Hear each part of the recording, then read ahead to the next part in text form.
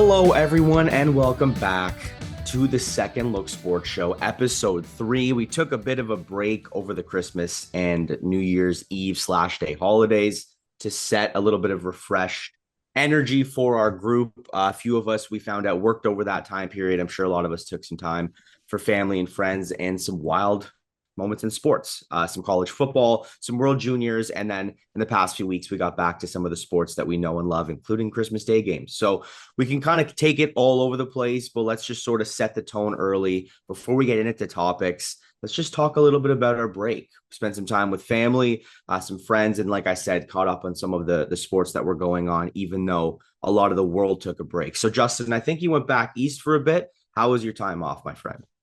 It was good. It was long. It felt like there wasn't really a break. It was good though, in that sense. We were here in Ontario until the 26th, and then we went to Nova Scotia, and me Mm. and Sarah. Um, and we just came back on New Year's Eve. We got in at like 2 o'clock, and then got picked up from the airport and went home, changed, and went to a New Year's Eve party, and then worked yesterday morning. So it's been an eventful Christmas break. Haven't really like had the time to like really sit down and watch like a full game Mm. start to finish because of like, you have family coming over, like you want to get attention to them. You're out doing things for Christmas. Uh, but I've seen all the highlights. I've seen everything that's happened. It's been chaos over the last week and a half, I would say. Yeah, I couldn't agree more. But before we get into it, Brandon, how'd things go over the past few weeks? How was your break? Yeah, no, I had a great holiday break. It was very relaxing. Very nice to have some time off, like Justin said, spend some time with family as well. But unlike him, I spent more time in front of the TV probably than I should have. But it was great. A lot of great sports action over the last couple of weeks. The holidays provided some fantastic results and moments throughout the whatever sport you enjoy. It was bound to be eventful over the last couple of weeks. So I had a great time, like I'm sure all of you guys did, with family and great food, but also some great sports for me at least on the TV. Even yesterday we had college football going on, so it was some Yes. fantastic stuff happening. Last last going off, you were or last episode you were going to the mall. How'd that go? Oh, well, I got my Christmas shopping done. I felt pretty good about what I had and what I got, and everyone was very happy. I got some great stuff myself, and yeah, I'm not gonna change my my style anytime The soon. So plan. it keeps work until it stops working. We're rolling with it. Fair enough, Good. fair enough. I ended up going to the mall like unprompted on the Saturday before the holiday. So what was that, like the 21st? Yeah. At like the Eaton Center. And I had seen people on Boxing Day. Apparently it was super busy, but even on that Saturday, it's the busiest I've ever seen that mall. Like it was just wall to wall people. So I hope that you sorted it out, Brandon, and we're able to obviously get like the space to find places to go to the stores. Cause I think if I was shopping, at least in that mall, I probably would have started panicking, but it seems like you got it under control. So Do that's you really just like ultimate. Do you just go to the mall on Saturday just to say, "Oh, I went to the mall and see what's going on," or did you No, have any no. Christmas shopping? Because why would you want My to go in that chaos? My parents and I normally we have a like a tradition, at least my mom mainly, but we will go like skating. Normally downtown. There's a few different outdoor skating rinks in Toronto. The main one is at City Hall called Nathan Phillips Square, and they have like this outdoor rink right outside the City Hall and Eaton Center. So normally we'll go skating. So the four of us, Olivia, my girlfriend, and I, and my two parents went skating, and then we went to the mall because it's normally just down the street. So like it's kind of cool that time of year to take a walk. And we were there for like maybe an hour max. Like I think I'm exaggerating because there's just so many people and they have so many Christmas installments now that people just stand and like look up and they don't even like shop. They're more there to just kind of catch the vibes of Christmas. But so it was fun, but like it was just more of a let's check it out and it was quickly over. So it's not much going on there. Um, yeah, but I'm more similar to you, Justin, in terms of the break. Busy, like a lot of family stuff. I actually had a wedding for one of my best friends on New Year's Eve. So the past few days, I've missed a lot of some of the main games when it comes to college football, kind of catching up with family and friends. But it was nice, sort of a little bit more busy and chaotic than relaxing. But I think it was still nice to catch up with everyone. But I happy think to be back. I think that's the Happy to be first time back. I've ever heard of a wedding on New Year's Eve. I'm Yeah, not gonna yeah. lie. That's a weird No, one. it's different. It was like unique for sure. It ended up being cool because like you're celebrating multiple things.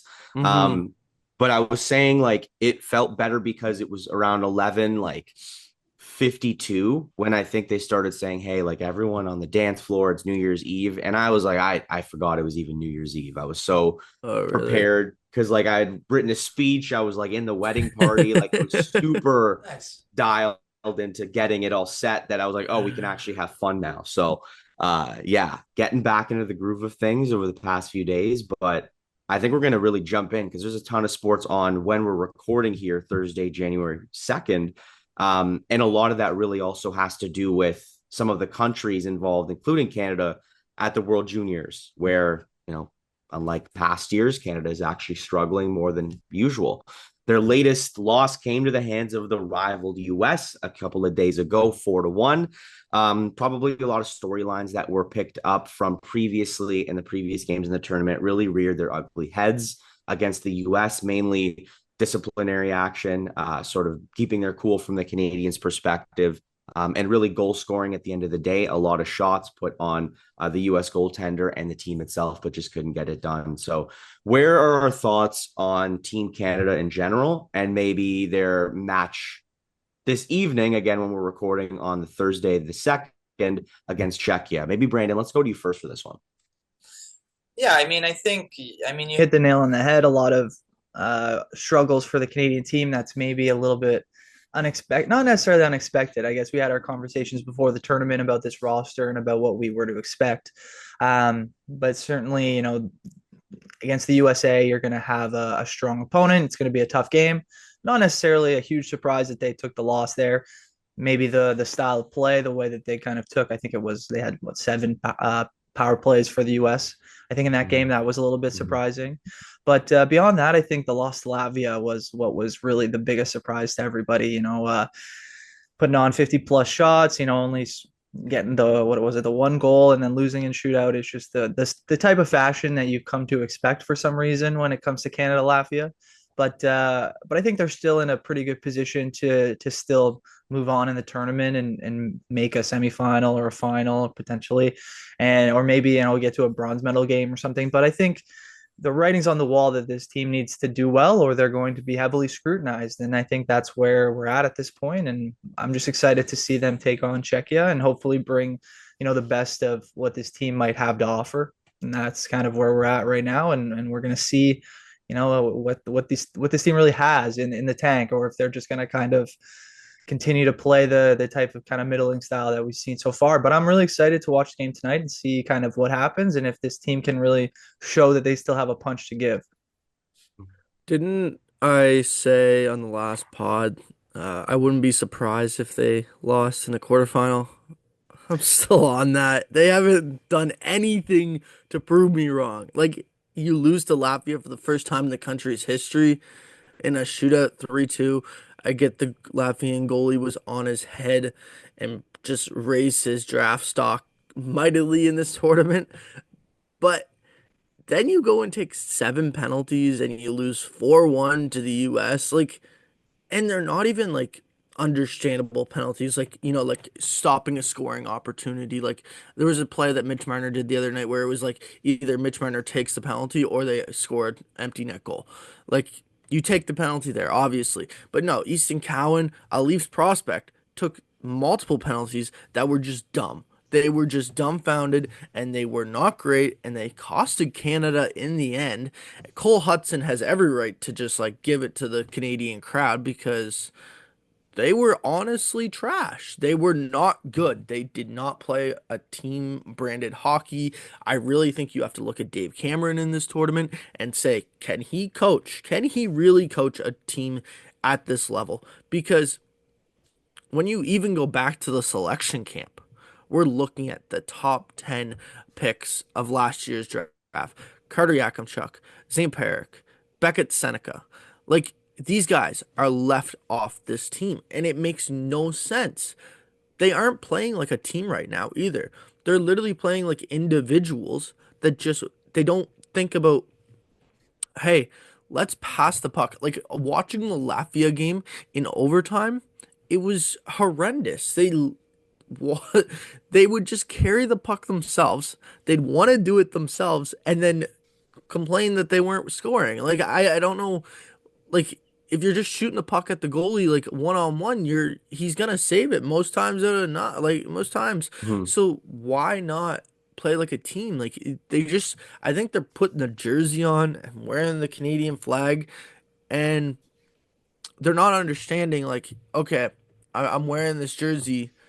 It doesn't mean I just have to go do it myself for my country now. I can actually work as a team with the other players that are on the roster because they're on the team for a reason as well.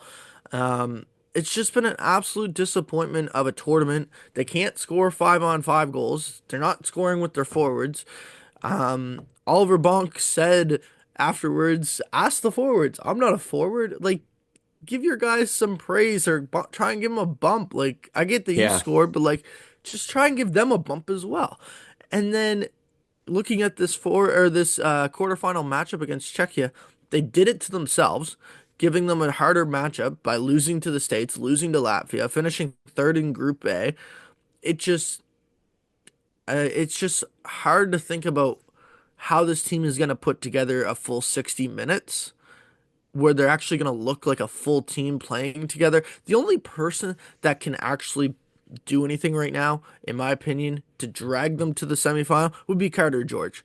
Maybe he's the next great Canadian goalie because he's the only reason that they're in any game that they play. Mhm. So I don't know. I'm just like I don't expect them to win tonight. I really don't. If they do, that would be a great surprise, and I'll be happy. But I don't expect to win from Team Canada tonight. Ripping this team apart, man. I mean, I can't find a lot of flaws with the comments though, Judd. Like I'll give you a lot of credit in the sense that it's pretty much spot on with what I've seen. And I think the biggest takeaway is the Easton Cowan penalties. And the reason I'm calling him out, and ultimately it's like it's all Team Canada, right? It's not like one player is causing a lot of strife. But I think when we looked at the forwards and really just the team at this tournament, he is represented as like one of the like quote unquote veterans on the team. He's a drafted player. He's made it to a couple of the camps, and obviously he's played in the past. And to sort of be a leader, you have to respond as one, not necessarily just on the score sheet, but just in the way you handle discipline and the way you sort of try and motivate your team. And if you're the one in the box during multiple goals, at least the Cole Iserman goal to make it 3-1 against the US, it doesn't look good. And I No. think ultimately, really, again, it's one of those things where I think overall, and really we're just focusing on Canada because they're the ones in the spotlight here, but the World Juniors, you notice it all the time. Like the kids are not very immature. I'm not going to say they're immature kids, but based on age, they're younger. And so Yeah. they lack a bit of maturity when it comes to like every scrum or every whistle becomes a scrum in front of the goalie, like regardless, because they just start Yeah. shoving each other, stuff like that. And all the Especially for penalties. especially for US Canada. Oh Like yeah, it's like especially for that. it's inevitable. So I think it's on the coach for sure. Like Dave Cameron, I think is chosen because he's probably been the coach in the past, and so maybe has understood how the younger generation sort of operates and can maybe motivate them a certain way. I think he was even asked like, "Hey, do you start benching guys?" And he was Yeah. like, "No." Like what? Like there's 7 games max in the tournament. And and I agree. There's certain kids that wait their whole lives to play in the World Juniors. To get benched would be like the worst feeling ever. So I feel like that's kind of a crazy outcome. Unfortunately, like you kind of let the players play unless you're the 13th forward and your role has been that the whole time. But I think ultimately too, it's up to Braden Yeager as the captain. You're chosen for a reason. Maybe try and have a conversation with the guys in the room. Just say, listen, we only have a certain amount of games, and the next one's against Czechia. I think they went Yeah. 3-0-0-1. I hate the four-tiered point system in the IHF rules, but regardless, that's what it is. They've won 3 of their 4 games, and they're a pretty good team. I don't know. Oh, it just doesn't seem like they're motivated to win, even though it's in Ottawa. And yeah, Yeah, they don't. the Cole They really Hudson don't. thing. Um, it's funny. Like I used to get so riled up about like the US, just anything they would do. Like, oh, he's doing the whole like, listen to me. I hate this kid. And then you're like, you know what it is? It's working. And it's like they have the right.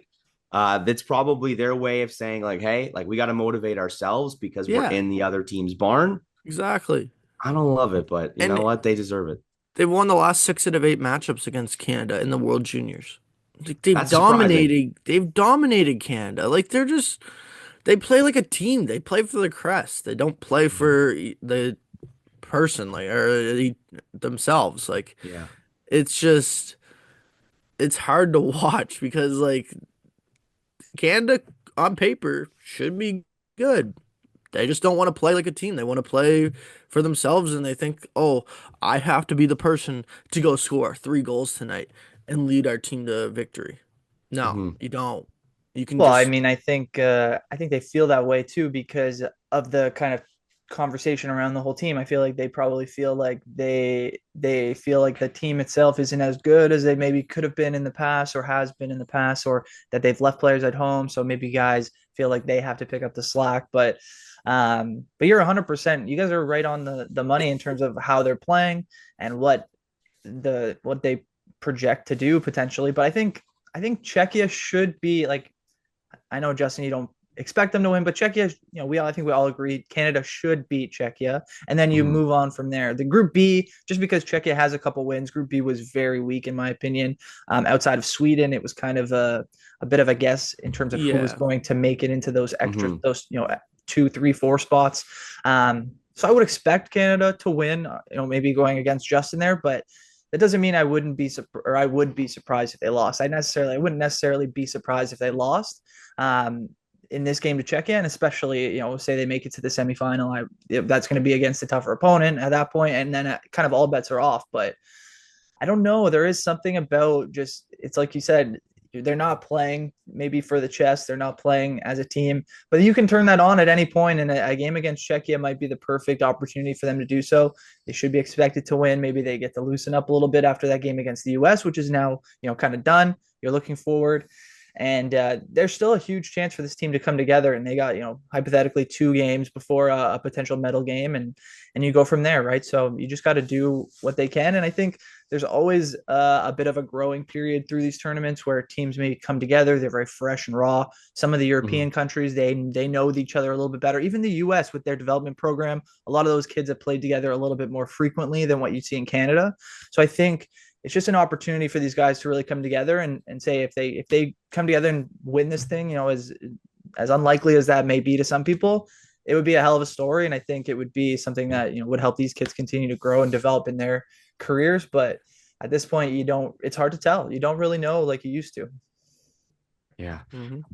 I will say, funny enough, I thought I recalled this correctly, and it turns out I did. The obviously last year's tournament, Czechia beat Canada in the quarterfinals 3-2, and it was played on the exact same day a year ago, January 2nd. That's So awesome. yeah, not saying that it's history repeating itself like in terms of the result, but they have And a they chance were that Canadians do to sort of come back and shove it back in their face. and Go they're on ahead. home soil. Yeah. Like if you don't come out and score in the first 10 minutes tonight, I think it's over. I just do. I like you got to get the crowd behind you. Like the crowd obviously is going to give you a little bit of a bump, but you got to give them something to cheer about. That's Yeah. that's the biggest thing. Yeah, they I got to like that. recall. They got to recall that first game against Finland. They played really well. Finland Yep. obviously They ended up did. finishing above them in the group, which is funny because I think everyone looked at that team and said, "Oh, Canada, smacks Finland. Oh, maybe Oh Finland's not yeah. very good." But they ended up Yeah. being a pretty good team, and I think Canada can look at that game and say, "Hey, this is a team that beat the U.S. We beat them. We just got to continue playing like that, and we'll move forward as best as we can." That's I think they just got to take it one day at a time, like Alex said. Today is the day, and you move on. One game at a time. Yeah, I know we'll look forward to seeing how that plays out this evening. And obviously, when this podcast comes out, those results will already be posted. But hopefully, this conversation is not moot and they have Let's something to go. play for. Let's Let's go, go. Canada. Let's go, Canada. Let's get some rallying behind them here. We'll move on and we'll move on to, I guess, not necessarily amateur. I guess amateur the way you look at it because NIL deals are now involved. So it's professional in some sense. college football. So still the kids before they make it to the big leagues. There's been some fantastic games thus far, mainly Ohio State and Oregon yesterday evening. So New Year's Day, winning 41-21 was Ohio State over the number one ranked Oregon Ducks. But a lot of games, unfortunately, we did hear, we won't get crazy into it, but the quarterfinal matchup against Georgia and Notre Dame was postponed for a attack in the New Orleans French Quarter. And so as a result, that is being played today, once again, January 2nd. So we'll have a little bit more to talk about in the remaining episodes moving forward next week. But has anyone had any just like storylines or thoughts about the few games that they've watched for the college football quarterfinals so far? Yeah, I mean, Texas looks vulnerable. Like Mhm. they don't look good at all. Like in the last two games they played Georgia in the SEC championship game. They didn't look great there. They ended up losing that game only because Georgia didn't play well either, and they lost Carson Beck, who was their starting quarterback, and they had to, deal with their own wounds and make it through that game, but they end up prevailing and just winning the SEC championship, which gives Texas the number five seed. Obviously, they look pretty decent against Clemson. I would hope they look decent against Clemson. No Mhm. one expected anything from Clemson in that game. And then this week, they really did not look great. Like they looked good in like the first quarter when they scored 14 points off two plays. One was a punt return for 75 yards, and another one was a touchdown pass. So I don't know. I think Texas has some problems, especially their kicker, Auburn. He he he missed two kicks within the last 2 minutes of the game yesterday to give the Longhorns the lead, and one was a walk off, one with under 2 minutes or just under 2 minutes. Couldn't hit either, and they weren't like, oh, try and kick it from 55 yards. No, no, no, no. They were like chip shots, and he couldn't hit them. So they got a problem with their kicker. They also have a problem with their defense as Cam Scatterbo just ran all over them yesterday in the second half. They did a good job in the first half, and then the second half, Cam Scatterbo was unstoppable. So Texas looks vulnerable. Ohio State, we're going to talk about them because they obviously advanced in this game and they upset Oregon. It's pretty hard to beat a team two times in one season in college Mhm. football. Mhm. Um, but no matter how far this team goes, their loss to Michigan this year is just going to be what is looked at from this season. Like an Ohio State fan, they're not going to be happy about winning a national championship game when you look at, hey, we lost to Michigan. Like they care more about the Michigan game, I think, than what they care about winning a national championship. That rivalry is just it's beyond imaginable. Like that is their national championship game each year. And the Mhm. fact that Ryan Day, like the only thing Ryan Day can do to save his job is win a national championship. Because that's what it's gonna take. And Yeah. credit to him, they went into the Rose Bowl and they dominated the Oregon Ducks. And unfortunately for Oregon, they get the bad draw. Like you're the number one seed and you have to face off against uh, Ohio State. Like that's crappy. Like they should have been able to play an easier Boise State, who got a first round bye that shouldn't have got a first round Yeah. bye. But anyway, that's where I'm at with these college football games at the moment. Yeah.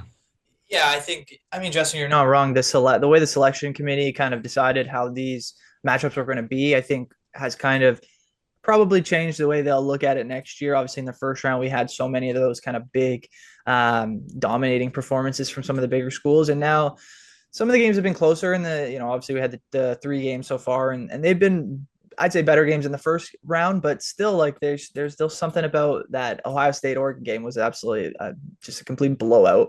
Penn State, even though Boise had some opportunities to keep that game close, Penn State kind of had that game in their hand most of the James night. Mhm. Franklin really won the first big game of Yeah, his he won the career. first big Yeah. game. We like to No, hear it. and they look pretty good, but I don't. When I watch Ohio State last night, I don't know how they lost to Michigan. They looked just they were running on all cylinders yesterday. Obviously, against Michigan, they were not. Things were not going their way. Things were not going well for either team. Obviously, it was a bit of a slow play there back when they did when Michigan and Ohio State faced off.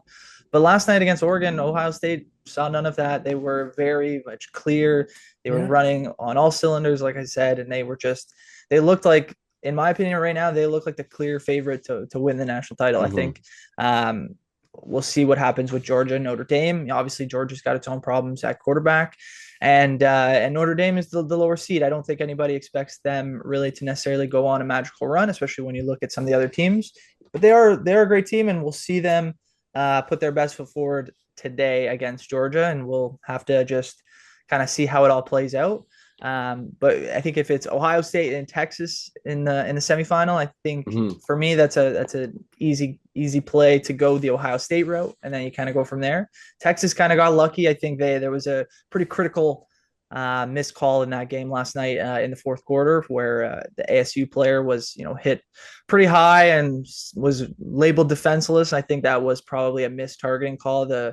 Whether it was the referees or whoever's running Yeah. the replay room, I just didn't Yeah. want to put they wouldn't want to put the game in the refs' hands. I guess they let that call go, and I don't necessarily hate that. I think I tweeted out that I thought it was targeting, but I wasn't necessarily surprised that they didn't make that call just in that kind of a big moment. They typically like to let it kind of play out. Um, but I think in that case, Arizona State has a pretty fair gripe about losing that game. They probably should have won that, but they had their chances in overtime as well. And when you get to that point, you kind of got to shut it down. They were able to score, but couldn't keep Texas, obviously, off the board as well. And then a key interception at the end of the game kind of sealed it there for Texas. But yeah, I mean, it's been a pretty good run, I think, of college football, and I think they'll obviously the 12 team playoffs has been a pretty successful so far, but I think they still Yeah. have some room to grow in terms of how they look at who gets in and what the quality of games might be once we get to the playoff. Yeah. And we knew that was going to happen. I mean, they jumped from 4 to 12, which just based on matchups, they sort of had no choice but to do. I guess you probably could have gone to 8 and then just given no buys. But I do think teams like Oregon that went 13-0 deserve a buy, especially in the first round. And obviously, when you go from 4 to 12 and you kind of make the Power Five conferences champions, obviously, well, 4 of the 5 get a buy, but occupy the first 5 spots. I think it's going to make things a little bit difficult when you get teams like Ohio State playing Oregon early on. But Yeah. speaking of that particular game, I agree with you, Justin, on the fact that like Ohio State fans, at least the diehard ones, that they'll probably be like, all right, national championship's great, but like you lost for the Yeah. 4th year in a row to a Cool. Michigan team. And Michigan is bad this year. Like Yeah. there's no Oh other way to yeah. Oh describe it. yeah. Like Yeah. not a good team in the slightest. So it's just one of those things where like the entire team, you get up. I mean, we don't have to talk about that much about that Michigan game, but it's just like when you watch the dominance that this team is putting forth on both sides of the ball against an Oregon team that, yep, I mean, look, throughout their season, they've had some pretty close games. And I think they've let some leads slip into the point where I think even Indiana had a chance to come back. Like, I think they had some problems with either Illinois or Iowa. It's one of those teams. I couldn't They had remember a who it was. they had a really big problem with Penn State in Right, like the these are good teams, but ultimately, like if you're the number one team, they came away with victories in all of them. But I think it was not necessarily like the most dominant 13-0 team that we've seen. But all that to say, this Ohio State team now I think is so good that I still think they're now turning the tides on some of their fans that were thinking, okay, maybe like we can get over this Michigan game because they're dominating, and they sort of got a really difficult schedule with facing off against Tennessee early on and then getting number one Oregon for their quarterfinal matchup. So, and I read an article in the Athletic in terms of the last 2 games, just with some of the numbers. They outscored Oregon and Tennessee 83-38 in both games. They outgained them 973 yards to 532. That's total yards. And then I think Oregon only allowed 13 sacks over their first 13 games across their entire schedule. And they allowed Ohio State 8 sacks on them against Dylan Gabriel. So in that one game. So yeah. a complete blowout. And so I think that team, like you're saying, Brandon, I think you probably agree, Justin, like by far the favorites to win I don't this know about the championship. favorites. I don't know You about the don't. Who favorites. do you think is the favorites right now? You think it's I still think Georgia without it's, Beck? I think, yeah, I think Georgia's there. Like, I think it's like Ohio State and Georgia are the two teams that are like, you look at them in their semifinal matchups and you're like, okay, I'm going to take this team. If you get to a final with Georgia and Ohio State, I think that's a toss-up, to be honest. I don't think there's a clear-cut favorite in those two Hmm. teams, even with Carson Beck on the bench. Just personally, I like Georgia. They've had the toughest schedule by any team this Yeah. season. They persevered throughout it all. They went on the road, I don't know how many times this year in the SEC, toughest conference of all, and they've dealt with it all. Like, I give Georgia a little bit of an upper hand just because they've had the tougher schedule and they know how to actually compete in big games. Kirby Smart, he's a certified winning coach. Like, he's won what, two of the last three national Hmm. championships. Yeah. They're built for this moment. This team is built for this. The only team I can honestly say like I would be scared about, honestly, as an upset is Penn State. Like, I'm looking at them like Yeah. they played Oregon, like I just said, really, really close. They lost 41-38, I believe, that game. And yeah, they've had two quieter matchups where they haven't like been the focal point of the weekend. Next weekend they'll probably be the focal point. Um, and I'm thinking like maybe Penn State can sneak out an upset and get to the national championship final. Like, it would be really cool to see, but I really do think it's Georgia and Ohio State that are the two clear-cut ones to go. Huh. Okay. Interesting. I'm always curious about the scheduling thing because it's always hard. Like you play who you play sort of thing. So as much as Georgia probably deserves it from like a we had the hardest schedule type situation, I still think like you shouldn't really look at other teams that have had the easier schedule and think, oh, like just because their schedule was easier, you kind of have no choice but to play who you play. Like Penn State's going to end up walking all the way to the finals if they are in the situation that they're in. Let's say they like if they'll play Georgia or Penn or Notre Dame, so it obviously will give them their first challenge, but they haven't really played a lot of individuals in the first couple of games No, in this CFP finals. But but um, you on your know, schedule point, like you play who you play, and you can still look at a team and say they're not as good. Like, I got my point proven a couple weeks ago when I said, yeah, Indiana played who they played, but they still have looked good with who they have played. Like, they smashed I don't know how many teams this season. They've really dominated a lot, but then mhm. they go into a big game and they got absolutely demolished by Notre Dame. The only thing you can say is, oh man, they made the score look good at the end. They got two touchdowns or a touchdown and a field goal, like to make it a 10 score or 10-point game. It was a blowout the whole time. Like, it wasn't a close game.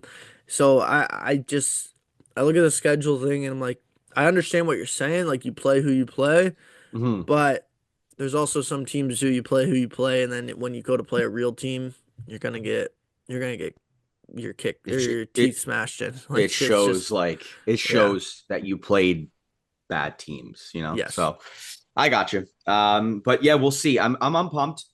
I haven't really been as dialed in. I haven't had a chance to watch some of the games. They've been on really like pivotal days for me, so I haven't really caught the majority of the big moments of this CFP bracket so far. But I'm excited to see how the rest of the slate plays out, especially today with Notre Dame and Georgia. Some great opponents there. So we'll wrap up college football talk and we'll take a quick break. We'll jump into what our favorite moments from 2024 looked like next.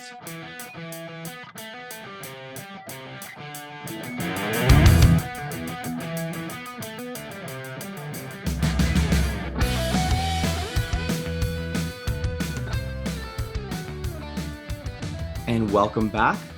Episode 3, Second Look Sports Show. Thank you for sticking with us. We talked a little college football, little World Juniors earlier in the episode. Let's jump into 2024 as a whole.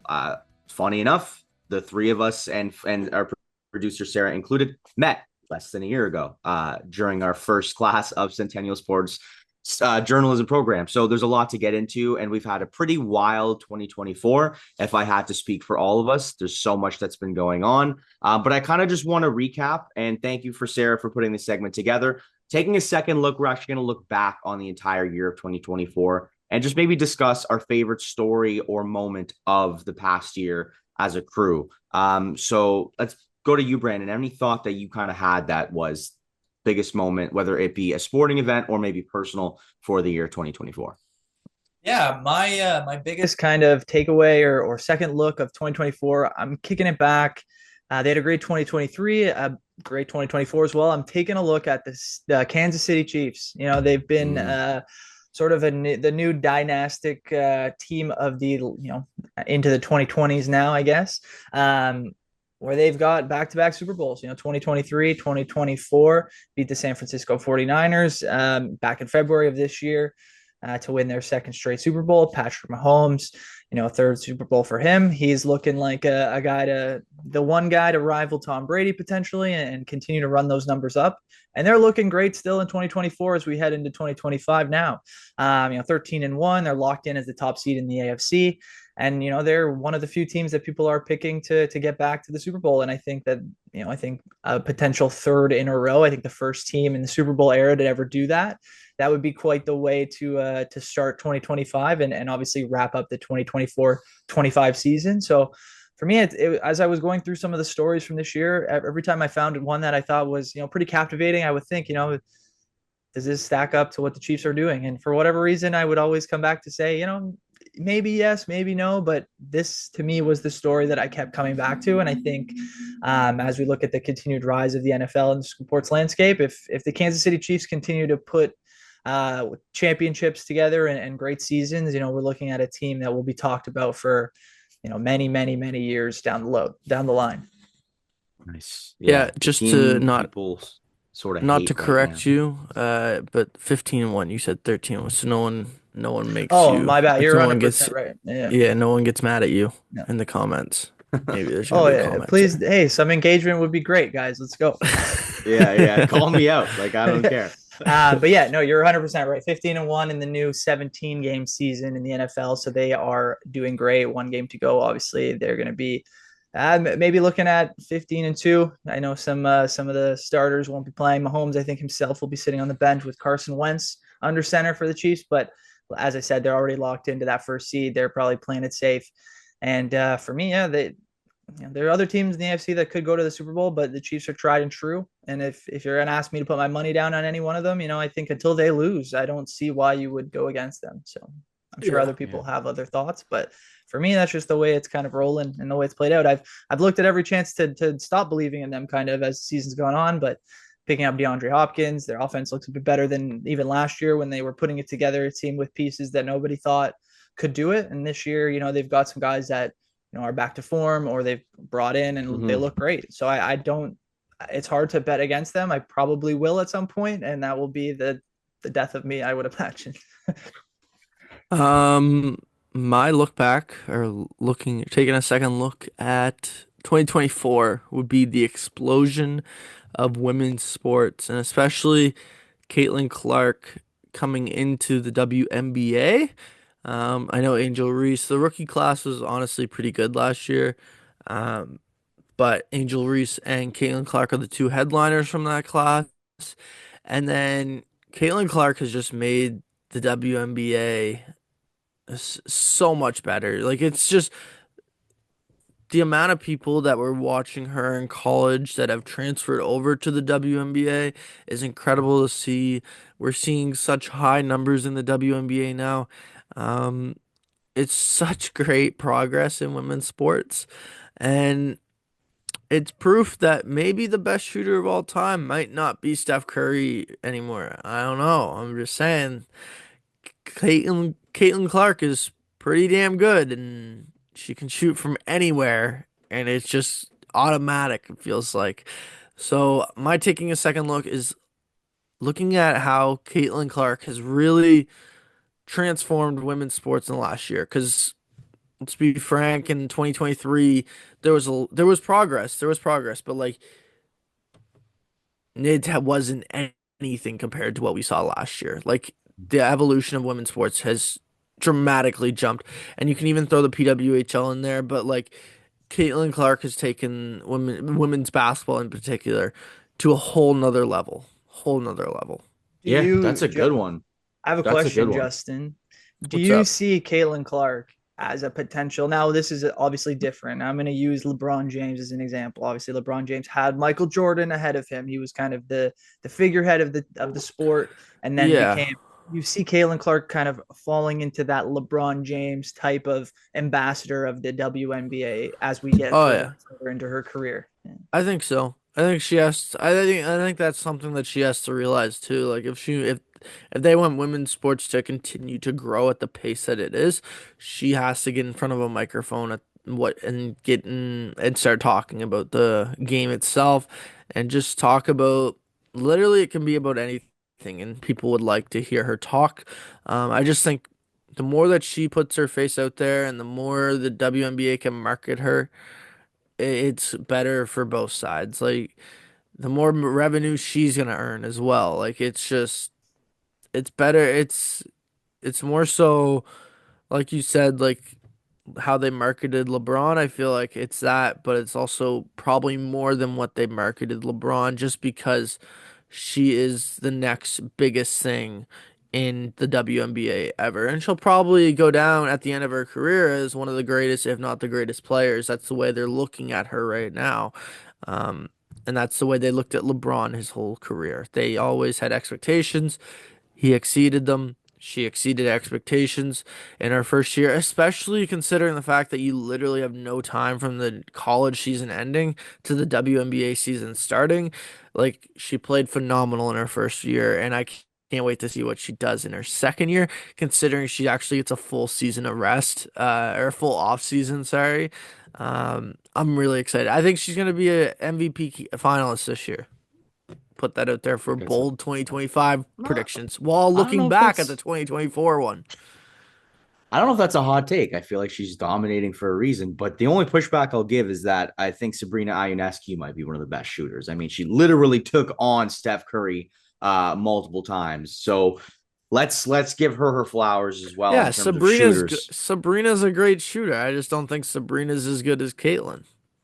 Like I guess we'll find out this those year. are the two top two shooters in the WNBA, I think. It'll be definitely interesting this year to watch Caitlin Clark in her full second season. Now that like the hype is not necessarily worn off, but it's like she's here. And let's see if she can kind of continue that run. And let's see who's stuck around and see the WNBA sort of grow now that they have like an established superstar that's grown the league in its first year. It can kind of continue to kind of pile on. So it'll be fun to watch. I Yeah. I will say this year, the New York Mets, I think, is the team that I found the most intriguing for multiple reasons. Mainly their playoff run. Like we saw them kind of come out and put together a pretty decent season. We often find that with the New York Mets, they get off to this hot start. And if they do, they end up crumbling sometime within like what, July and August, or they come out and they completely lose their minds before the season even starts and people go nuts. It's one of those teams where you see kind of both ends of the spectrum, but they never make any noise in the playoffs. But now Steve Cohen has been the owner for a few years now. We won't even get to the big splash that happened a few weeks ago, but ultimately it was that playoff run. They were one of those teams where even though they were a New York team, they are the second most hated New York team in the MLB, and they obviously hold that honor for a reason behind the New York Yankees. And although we would have loved to watch the Subway Series had the Mets taken down the LA Dodgers, that would have been like appointment television. Everyone would have been as dialed in as possible to watch that head-to-head matchup. But I'm even just looking at that game against the Milwaukee Brewers. I think it was that, or I don't know if it was the Brewers, but it was the head-to-head. No, it was the Um, Brewers. it was It the was the wild Brewers. card series, and Pete Alonso. I'm guessing that's where you're going. So it was the Pete Alonso home run, but it was also, I can't recall now, they had that double header to sort of set the stage for who they were going Oh, to play. you mean Atlanta when they played It was the Atlanta on the Atlanta, yeah, final because it was, day? Yeah. oh my God, that was ridiculous. Just back and forth with Lindor hitting that, like the walk-off basically to finally put them into the seed that they were selected in. The Brewer series was unbelievable. Then you have them taking the Phillies, who were favorites for a big portion of the year, until maybe the last couple of weeks and heading into the playoffs when some teams really pushed ahead. And then obviously you land the big fish in Juan Soto. So it's like Merry Christmas, Happy New Year. I know you paid an insane amount of money for him, but you do have him for 15 years, and you'll kind of have to see where things go, at least in the first 5 or 6, where he's in his prime. So I'm excited to see what noise that they can make this year, mainly because I think from a Toronto Blue Jays perspective, Juan Soto lands in the NL and doesn't have to be dealt with for the majority of games against the Toronto Blue Jays. And you can see Yankees fans upset for the first time that they didn't use all of their might and money to actually land the biggest fish. So it's like a two-pronged approach that we can be excited about. So excited to see what their season looks like in a few months. And although they did end up with Juan Soto and they stole him from the Blue Jays as if there was ever really a chance that he'd come to Canada, it's one of those where at least if he lands with the Mets, he's not with the Yankees or he's not in the AL. So excited to see where he takes that team next year.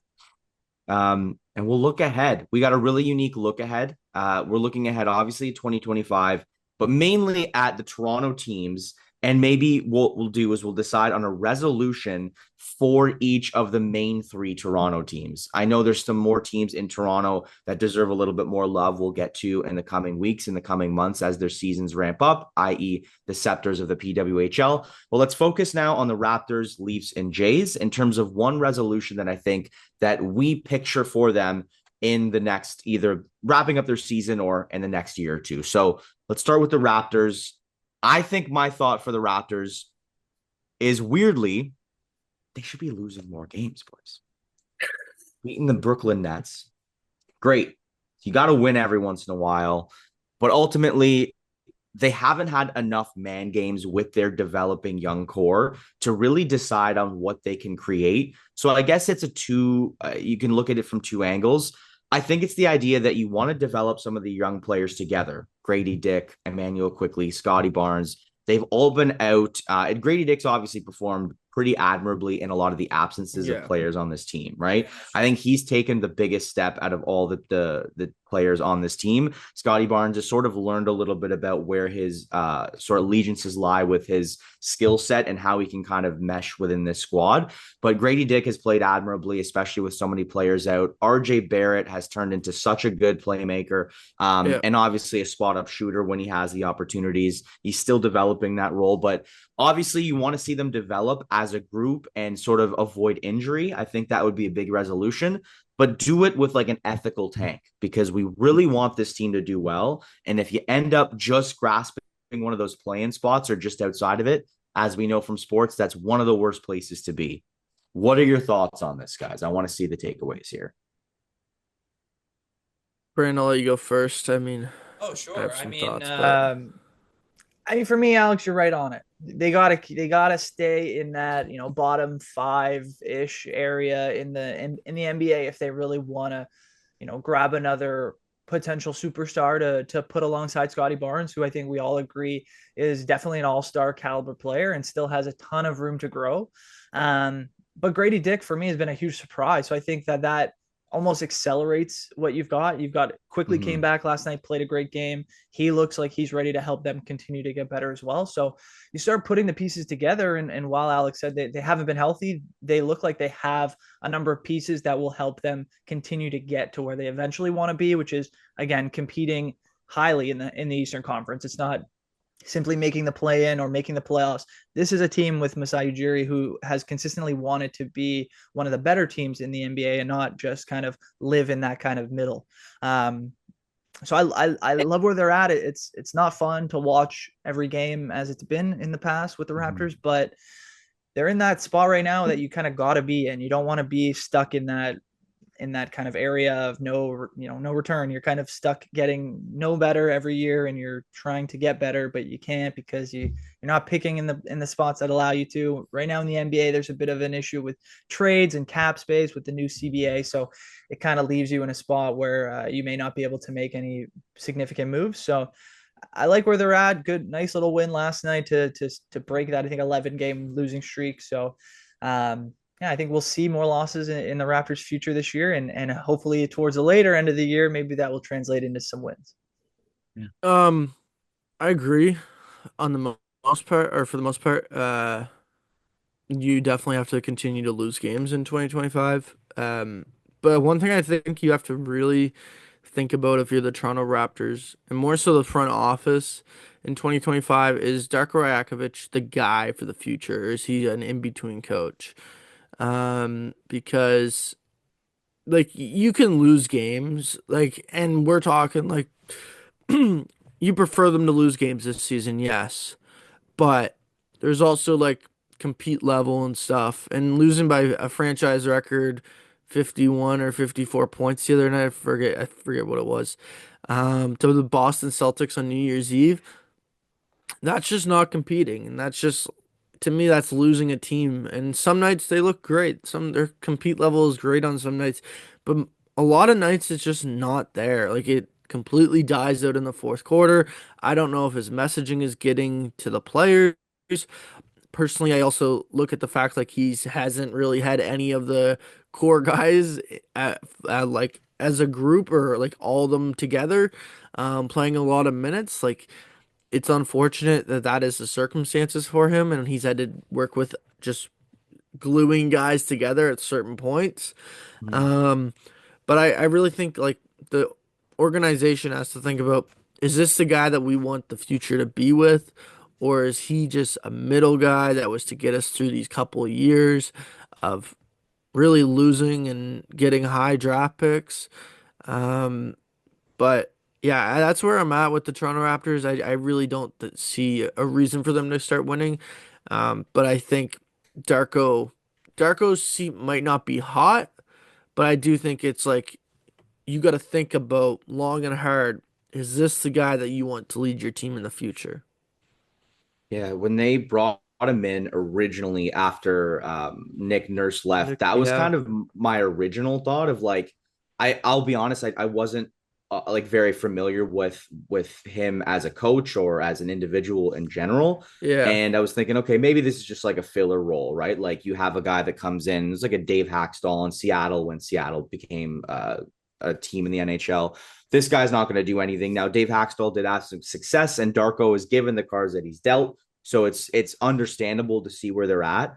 I the only pushback or the only thought I'll have on that is I like you said, I don't think his seat's hot. I think give him another year at least next year. And if we see the same like compete level that you claim to see, Justin, then I think that changes things. But I just think of the young, like how young this team is, and like I'm not sure how much losing they've experienced as a group.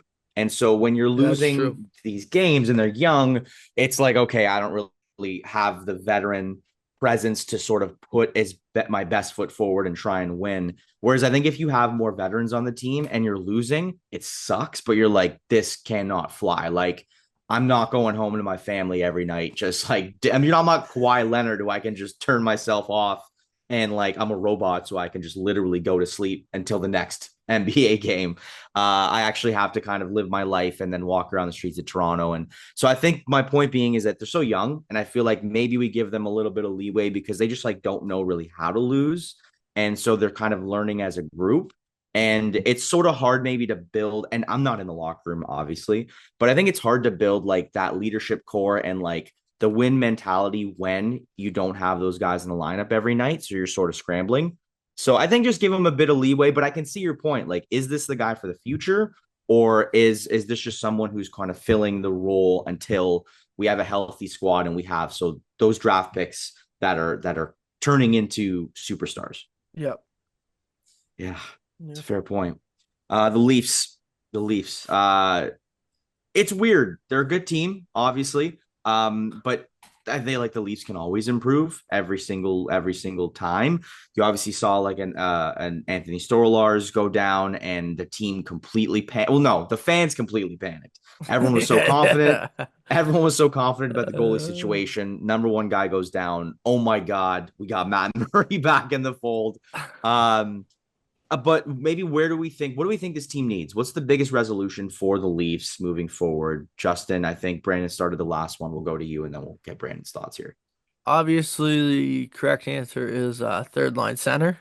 Yeah. They need that, but more importantly, I think the most important thing that they need. is to be healthy come playoff time, and that includes their captain Austin Matthews, and it Mhm. includes both goalies, Joseph Wall and Anthony Stolarz.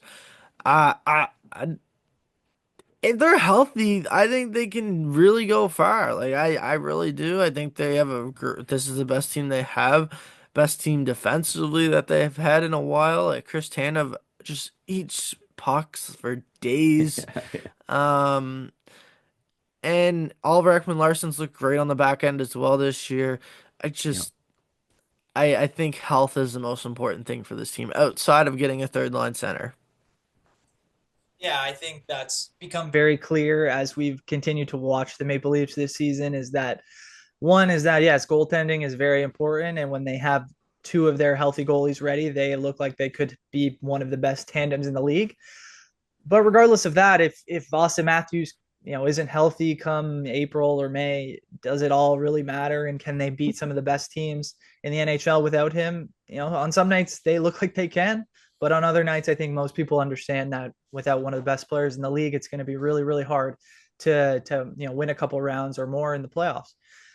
So that's where, yeah, I would agree. The resolution for the Maple Leafs is to, get up on that recovery table and get your massages and make sure everything goes smoothly because in my opinion, just like Justin, I think the health of this team will be what takes it as far as it can go.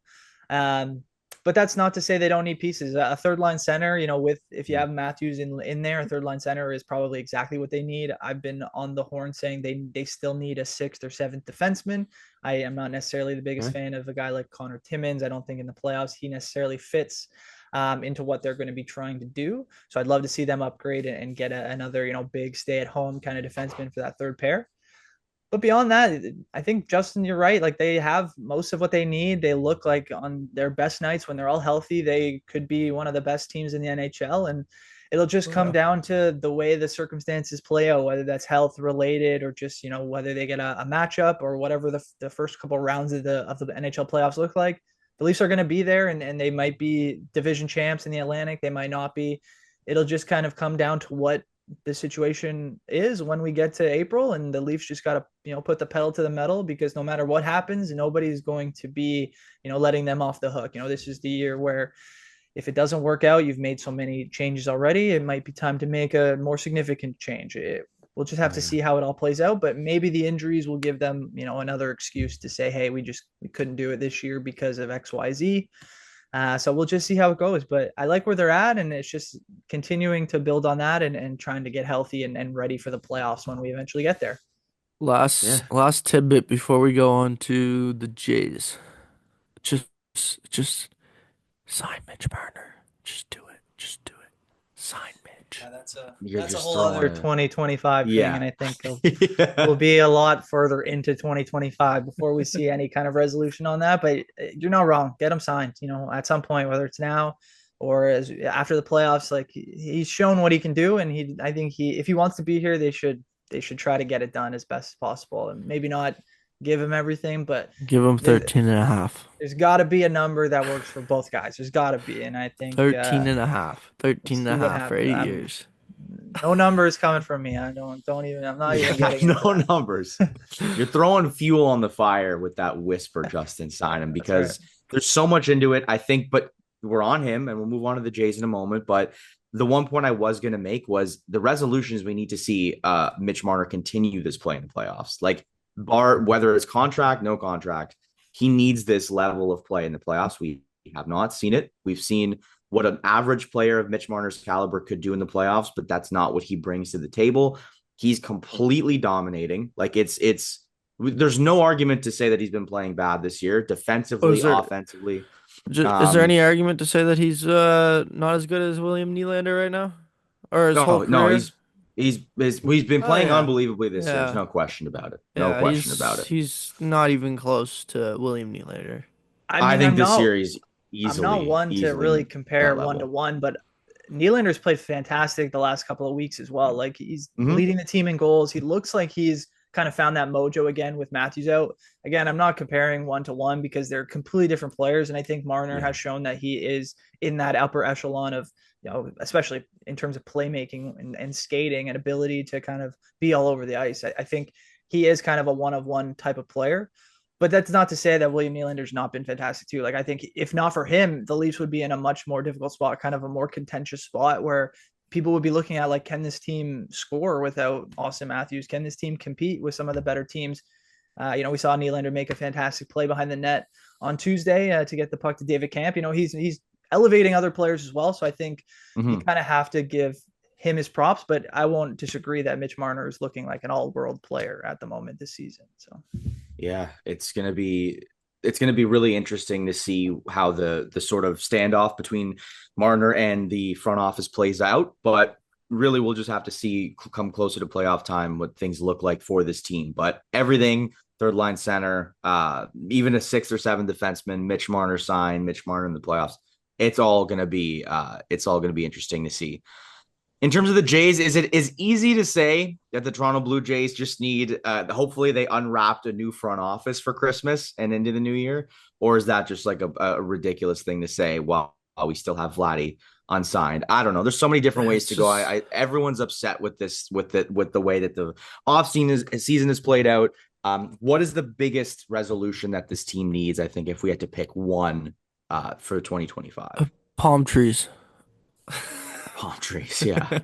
They don't have any palm trees, so they're not getting anyone signed. No, they just I don't know what it is. They were the highest bidder on Corbin Burns apparently. Missed out on him. Went to the Diamondbacks for 6 years. Um, they missed out on Juan Soto. They missed out on Shohei Ohtani.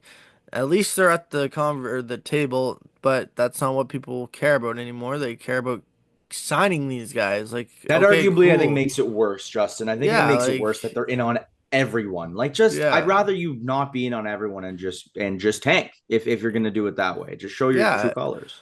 So I think the biggest resolution, it's the most obvious one for this team, is just spend, spend, and spend. You Mm, have the money, spend it. Spend it. I yeah. don't know. They they really they put themselves in a situation now with Vlad where you're gonna be looking at a contract north of $500 million. And if he doesn't get that, he'll walk and you won't get anything for him. And we'll see what they can do. They need big years from guys that slumped in 2024, aka Bo Bichette needs to turn it around. Um, but yeah, I don't know. I think they just need to spend money. They just need to open up the wallet and just yeah, pay. They just do. yeah, I don't disagree. I think they need to spend the money, but I would argue that they only need to spend it on one player, and that is, as Justin alluded to, and that's Vladimir Guerrero Jr. They need to get him signed, and then they can start to kind of rebuild because they've tore it down, and they need to rebuild this. In my opinion, it's not even about the who you bring in or what you do with any money that you have. They need to rebuild the culture that the Toronto Blue Jays have lost in terms of expectations of being a winning team, a winning clubhouse. I think that the team itself, I think, has lost its closeness. Obviously, a lot of players that Mhm. were known to be locker room guys were kind of, expelled out, and they've brought in other guys that are obviously much younger, don't have the same level of understanding maybe of how an MLB clubhouse works, or guys are moving up and down the roster. So I think that's what they need. They need to kind of reestablish kind of a team culture and start moving in the right direction again. It seemed like 2024 was just an absolute chaos of stuff happening all over the place. And they need to get back to kind of Blue Jays are known for being kind of more of they've always been more of a steadfast, stick to the plan until, Mhm. they reach a point where they feel like they can compete. And then they kind of have gone all in history's past. I think they need to rebuild to that point where they can say we're in a position to eventually compete again, and then we can kind of go out and start making moves that will actually help, strengthen the team as opposed to just trying to optically say we're in on all these big free agents when realistically they had to overpay Corbin Burns because he was never going to come here. So even if they had signed him, I wouldn't have looked at that and said, "Oh, it's a great signing." They're showing they're one of the stalwarts of the MLB. No, they're just throwing money because they have no other option. So I think, It's Yeah. it's just if Jimenez is the biggest deal that you have this offseason, that's just a failure of an offseason again. Just in my yeah, opinion, just because Yeah. with all the big names out there, even like bringing back Teo. that looked like a the deal he just signed with the Dodgers looks very friendly for both sides. Like Yeah. it's just if that was an offer maybe that was on the table to Teo, maybe he comes back to Toronto because he loved Toronto. But Yeah. I don't know. It just seems as if they're not really on the same page with each other. They're not really on the same page as a winning culture. They're not really on the same page of let's try and make this the best team that we possibly can. It's more so let's try and win 80 games this season. Like that's what it feels like. And let's see if like 85 games can get us into the playoffs. It's not really like Mhm. yeah, I don't know. It just feels to me as if we're going in a downward slope compared to an upward slope where they're just hoping and praying they grab like lightning in a bottle and just like ride it for like 3 months and just everyone's hot and that's it. I don't know. That's where I'm at with this team. It would just be a breath of fresh air, I think, if the front office came out and were like, we are just going after Vlad. Like they wouldn't say that, but they would basically say, like, listen, we understand how the offseason went for us and we didn't necessarily land the big fish that we were interested in doing, but we have a big asset in our lap right now. They've had him in their lap for years. And the fact that there hasn't really been a report of the close talks in terms of number wise from both sides, it feels like they offered him what, like 340 million was the report, which I don't think is Yeah. nearly close. Obviously, amount of years plays a factor, but if they want to sign him long term, I know he's not a This Juan Soto level, but he's like a great player and deserves a lot more than that. Uh, he needs to be like you said, like we were really just discussing there. He needs to be the main pole. You need to talk to him about, listen, you've played this long. You're our franchise player. You are basically the king of Canada when it comes to baseball. And we're going to give you what you need. And then you can help us decide what the next steps in the organization are going to be. That's going to go a long way for the Blue Jays fans here that are obviously upset with how this season has played off. No disrespect to Jimenez, who's a great player. But like you said, Justin, this is not a successful offseason. Focus on the one asset you can control right now. Otherwise, it's just panic time in Blue Jays land. yeah, I agree. I don't know. I I don't agree. know. But otherwise, boys, I know we were gonna get to cheering from the press box, but talked about the World Juniors. We talked about how Canada's playing in the World Juniors tonight. I feel like we're gonna be cheering them on in the press box. So I think that's a good takeaway. Any last thoughts before we wrap things up for today's episode here, fellas? Just I won't be shocked by a result of Be Canada shocked. losing. I Put that mean, on a t-shirt. I won't be shocked I if won't be they lose. shocked. Yeah, won't be shocked. Let's cheer them on here, though. Let's keep the energy going. We'll finish strong. Canada. Let's predictions before we wrap things up. Let's go. Let's go 4-1 Canada over Czechia today. What do we think? I'll take a 4-2 Canada. Okay, I like I'm it. gonna say it's gonna be a 3-1 Czechia. Oh, this guy. All right, we'll wrap things up with saying Justin has been removed from the show for episode 4 moving forward. Justin's Yeah, now we'll see. a resident of Czechia. Yeah, Sorry, buddy. exactly. You have Exactly. to. You're gone. My passport has been revoked. That's it. Unfortunately. Awesome. Well, great job. Thank you all for listening. Thank you all for sticking with us as we took a break. Hope everyone enjoyed their holidays and Happy New Year to all as well. We'll catch up with you next Monday, but otherwise, have a great rest of your week and thanks for listening.